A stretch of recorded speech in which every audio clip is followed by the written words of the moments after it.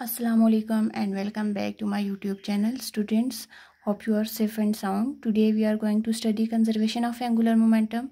But before starting this, we should know about we will recall our previous lecture, that was relation, or it was about angular momentum and how angular momentum is related with moment of inertia. And we have seen the relation of angular momentum with linear with moment of inertia, that was L is equal to I omega, where L was angular momentum, I was moment of inertia, and omega was angular velocity. Today we are going to study conservation of angular momentum. So first of all, we should know the definition of it, or statement of this conservation of angular momentum. That is, the total angular momentum of a system is constant in both magnitude and direction if the resultant external torque acting on a system is zero, or we can say when a system is isolated. So here we should know about the three conditions or three parts of this statement. The first one is the total momentum or total angular momentum of a system is constant both in magnitude and direction. This is the first part. And the second one is when resultant external torque acting on a system is zero. And the third one is when the system will be isolated. So first of all, we should know the isolated system where all the external forces acting on a body must be equals to zero. It means isolated system वो system होता है जहाँ पे कोई भी external force हम लोग जो है इसको consider नहीं करते, ठीक है। तो यहाँ पे हम क्या करेंगे, सबसे पहले एंगुलर मोमेंटम और लीनियर मोमेंटम का रिलेशन देख देते हैं कि वो हमारे पास क्या है। L is equal to R del P, where r is moment arm and del p is the change in linear momentum. So first of all, अब थोड़ा सा हम 9th क्लास की तरफ जाते हैं। वहाँ पे हमने एक रिलेशन देखा था फोर्स का मोमेंटम के साथ। तो हमने ये कहा था कि फोर्स किसकी इक्वल होती है, force is equals to change in momentum. और यहाँ पे मैं उसका रिलेशन लिख लेती हूँ कि क्या था, F equals to del P over del T. तो यहाँ पे चूँकि हम टार्क, सबसे पहले हमने स्टेटमेंट में तीन बातें की हैं, ठीक है।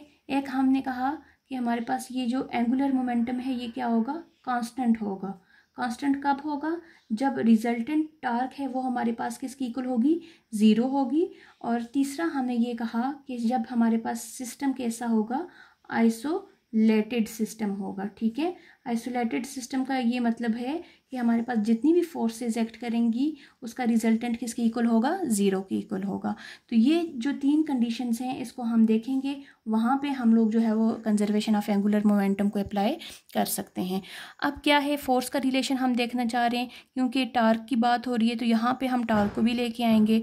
तो ये क्या है, force equals to change in momentum. तो यहाँ पे देखिए चेंज इन मोमेंटम तो है लेकिन डेल्टा टी नहीं है, rate of change of momentum नहीं है। इसके लिए हम क्या करेंगे, इक्वेशन की बोथ साइड इस इक्वेशन 1 की क्या करेंगे, टाइम को डिवाइड करेंगे। So I will write here divide time on both side.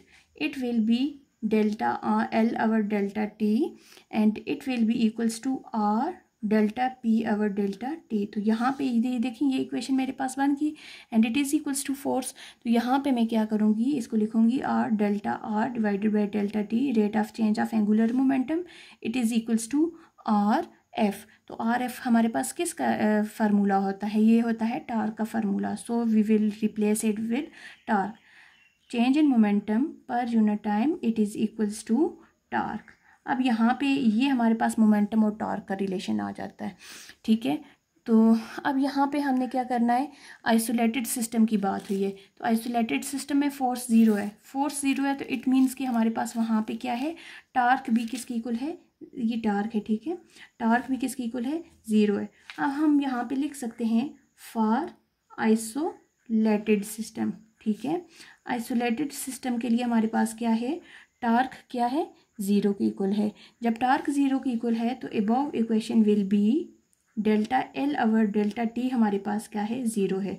तो इट मीन्स दैट, या हम इसको लिख सकते हैं डेल्टा L हमारे पास जो है ये क्या है, कांस्टेंट इन टाइम है, ठीक है, कांस्टेंट इन टाइम है।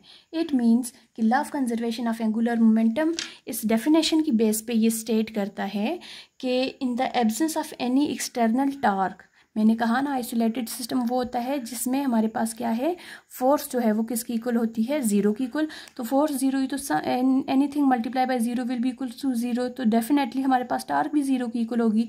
जब टार्क ज़ीरो की इक्वल होगी तो जब हम इस इक्वेशन में पुट करेंगे तो इसके अकॉर्डिंग हमारे पास एंगुलर मोमेंटम क्या रह रहा है, कांस्टेंट रह रहा है। तो हमने ये तीनों कंडीशंस को फुलफिल किया और ये ऑब्जर्व किया कि एंगुलर मोमेंटम तभी कंजर्व होगा जब हमारे पास सिस्टम आइसोलेटेड होगा, जब रिजल्टेंट टार्क जो है वो ज़ीरो की इक्वल होगा, तो वहाँ पे हम कंजर्वेशन ऑफ एंगुलर मोमेंटम को की कंडीशंस फुलफिल हो रही हैं तो कह सकते हैं हम कि सिस्टम क्या है, कंजर्व है। ठीक है। और इसके अलावा स्टूडेंट्स इसकी एग्जांपल्स आ जाती हैं। सर्कस में एक्रोबैट्स को आप देखते हो, डाइवर्स, बैलेट डांसर, जितने भी आइस स्केटर्स और जितनी भी वहाँ पे जो परफॉर्मेंस हो रही होती हैं ब्रेथ टेकिंग फीट्स वाली, तो उन सब में यही law of conservation of momentum को फॉलो किया जाता है, एंगुलर मोमेंटम को, जिसमें टार्क को जो है वो एक्सटर्नल फोर्सेस को या टार्क को ज़ीरो किया जाता है और मोमेंटम को कंजर्व किया जाता है। तो डिफरेंट हम एक्रोबैट्स की डिफरेंट वो पोजिशंस देखते हैं जिसके थ्रू वो एंगुलर मोमेंटम को कंजर्व कर रहे होते हैं और इस तरह से वो अपना शो दिखाने में कामयाब होते हैं। क्यों? क्योंकि वो किस प्रोसेस, किस फिनोमेना, किस एप्लीकेशन के ऊपर वर्क कर रहे होते हैं, law of conservation of angular momentum में, जिसमें वो एक्सटर्नल टार्क को और एक्सटर्नल फोर्सेस को ज़ीरो कर रहे होते हैं, एंगुलर मोमेंटम को कंजर्व कर रहे होते हैं अपनी बॉडी की डिफरेंट पोजिशंस के थ्रू। ठीक है। जैसे कोई वो सर्कस एक्रोबैट होते हैं ना, अपनी डिफरेंट पोजिशंस, कभी जो है वो अपने आर्म्स को स्ट्रेच कर देते हैं, कभी कॉन्ट्रैक्ट कर देते हैं, तो वो अपने मोमेंटम को एक्चुअली कंजर्व कर रहे होते हैं। ठीक है। और जो जिम्नास्ट स्टार्ट्स होता है और उसमें भी जितनी भी आप एग्जांपल्स वहाँ पे लें तो वो सारी किसकी एग्जांपल्स आ जाती हैं, कंजर्वेशन ऑफ एंगुलर मोमेंटम की एग्जांपल्स आ जाती हैं। और डायरेक्शन भी बहुत इस पे डिपेंड करती है कि हम इसमें डायरेक्शन का भी बहुत ज़्यादा ख्याल रखते हैं कि जो हमारे पास एक्सेलरेशन की डायरेक्शन होती है हर इंस्टेंट पे वो वेलोसिटी की डायरेक्शन की क्या होती है, परपेंडिकुलर होती है। और हमेशा से हमने सर्कुलर मोशन में भी ये बात की थी कि it is will always be in the toward the its direction is always toward the centre of circle. ठीक है। वहाँ जहाँ पे हमने सेंट्रीपिटल एक्सेलरेशन को डिफाइन किया था तो वहाँ पे यही कहा था कि चेंज इन वेलोसिटी पर unit time and the direction of acceleration is always directed toward the centre of circle. तो इस तरह से एंगुलर मोमेंटम को कंजर्व करने के लिए ज़ाहिर है हम एक्सेलरेशन को भी देखेंगे, वेलोसिटी को भी देखेंगे और इनकी डायरेक्शंस को भी देखेंगे। ठीक है। और यहाँ पे मैं आप लोगों को एक ये भी चीज़ बताऊंगी कि आपने मोमेंट ऑफ इनर्शिया जो है वो याद रखने, आपकी बुक में टेबल बना हुआ होगा, डिफरेंट वर्टिकल एक्सिस का जो है वो मोमेंट ऑफ इनर्शिया डिफरेंट होता है वर्टिकल एक्सिस पे डिफरेंट बॉडीज़ का।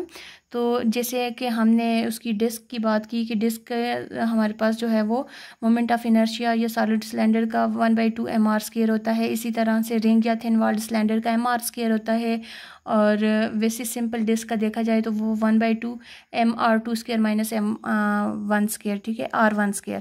तो वहाँ पे क्योंकि हम रेडियसेस को जो है वो डिवाइड कर देते हैं, एक को r1 कह देते हैं, एक को r2 कह देते हैं, तो इस तरह से होता है हाफ mr² होता है। लेकिन यहाँ पे जब यहाँ एक से ज़्यादा रेडियस हो तो उसको हम लिख सकते हैं 1/2 mr2² plus r1²। Solid sphere का 2/5 mr² होता है।